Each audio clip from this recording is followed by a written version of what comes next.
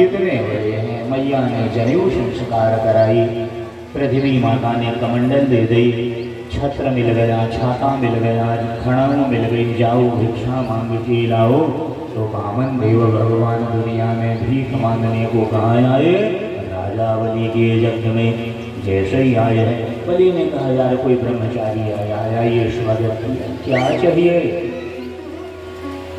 और समय बामन भगवान ने कहा हीरा मोती सोना चांदी कछु ना चाहिए, केवल 3 कदम भूमि दे दो हमारे कदम से। अरे 3 कदम में का काम सिद्ध होएगा? जरा से बड़े तो इतने बड़े तुम्हारी लंबाई है, और 3 कदम में क्या सिद्ध हो? अरे और कुछ मांग लो। नहीं नहीं नहीं नहीं, 3 ही कदम भूमि चाहिए। शुक्राचार्य वहाँ समझ गए कि यहाँ ताल में ताला है, ताल में ताला है, हो ना हो जरूर कुछ ऐसा चमत्कार होने का।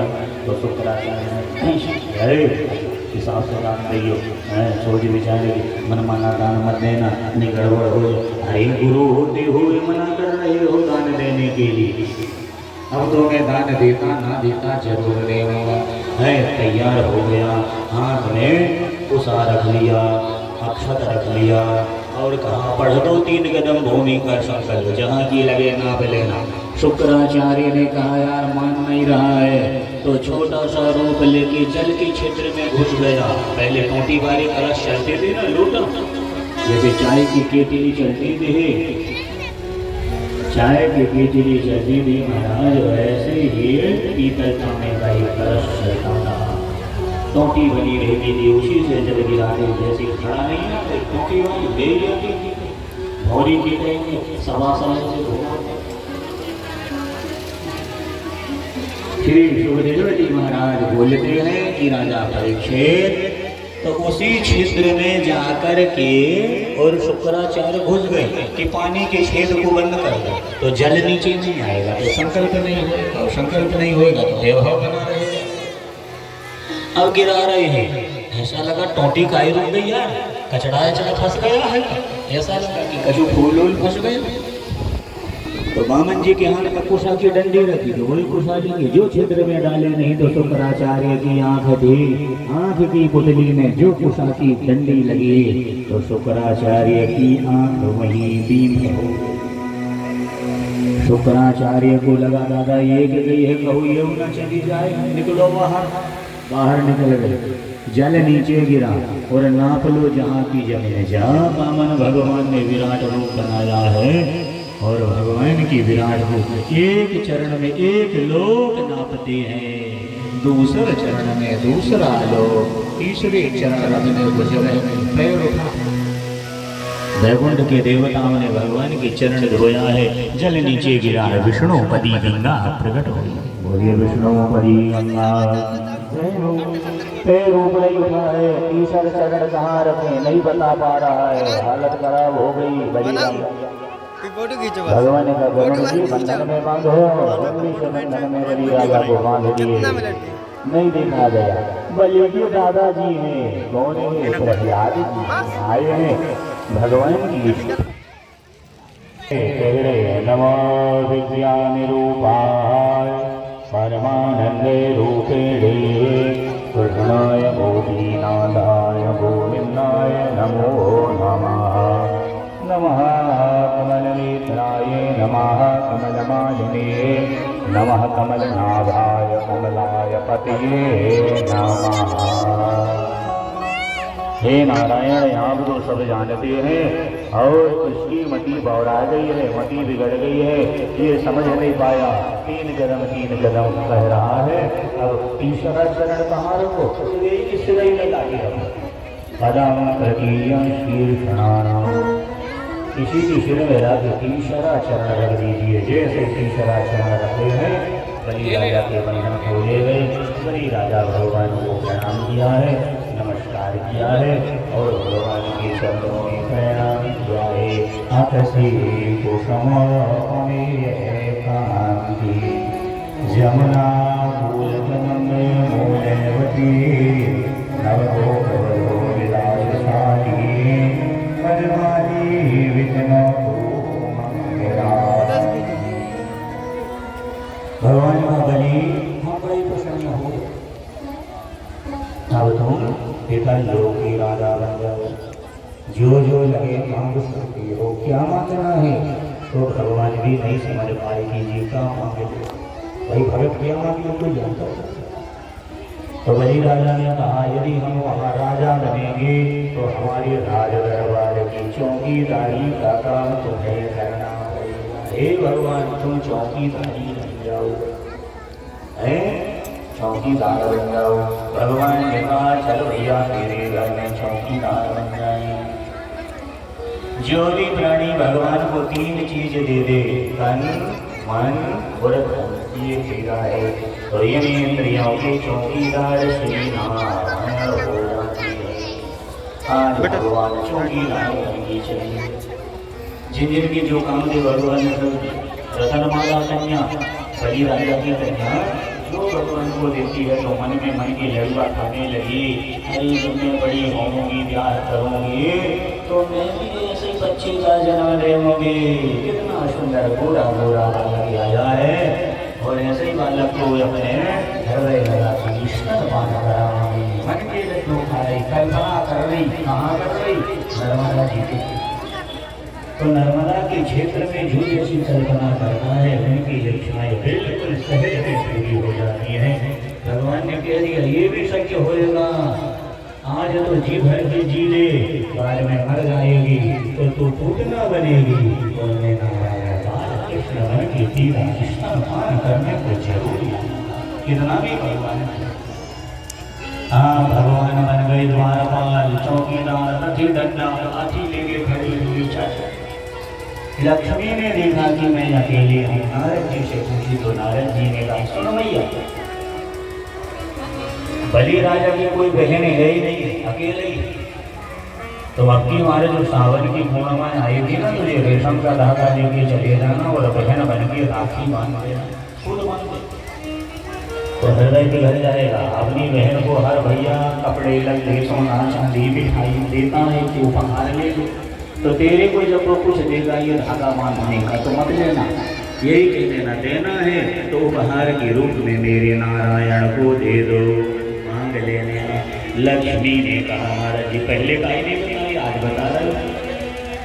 तो नारद जी ने कहा भैया जब मौका मिला तो बधाई दिया, आज भैया लक्ष्मी सावन की पूर्णमासी के दिन आई है। अरे भले भैया मैंने सुना है तेरी कोई बहन नहीं है तो मैं लक्ष्मी बहन बन के आई हूँ, ले ये शुद्ध मारा है। कान दिया माता लक्ष्मी ने लपेट दिया, हाथ में गांठ लगा दिया। उसी समय आकाशवाणी हो गई कि स्थिति का नाम रक्षाबंधन पर्व हो जाएगा। हम मेरी बहन बन गई, क्या उपहार दे दूँ, क्या नेक दस्तूर दे दूँ? कपड़े नहीं लेंगी, सोना चांदी नहीं लेंगी, देना है मेरे नारायण को प्रदान कर दो। उसी अवसर में माता लक्ष्मी को बलि राजा ने आज भगवान को दे दिया है, मैया लेके आई है और भगवान का नाम उस दिन श्रीधरा श्री विभावना है। श्री भगवान का नाम श्रीधर हो जाता है। बोले श्रीधर भगवान के। उसी दिन से संसार में राखी बांधने का महोत्सव प्रारंभ हो गया। बोलिए रक्षाबंधन पर्व की। तो इस प्रसंग में हम सबको चाहिए कि भूमि दान देना ही चाहिए, भले जितना बने भगवान के लिए तो अवश्य ही भूमि दान प्रदान करना चाहिए। भूमि दान का फल जो भी बने तो कुछ